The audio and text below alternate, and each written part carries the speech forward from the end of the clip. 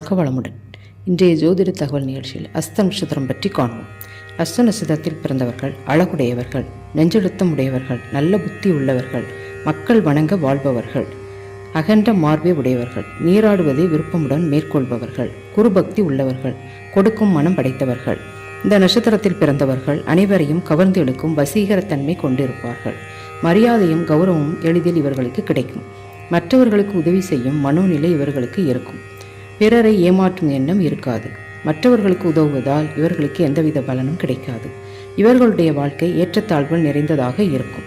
இந்த நட்சத்திரத்தில் பிறந்த பெண்கள் கூச்சம் நிறைந்தவர்கள். பெரியோர்களை மதிக்கும் குணம் உண்டு. அதே சமயம் மற்றவர்கள் தங்களை அடிமைப்படுத்துவதை ஒருபோதும் அனுமதிக்க மாட்டார்கள்.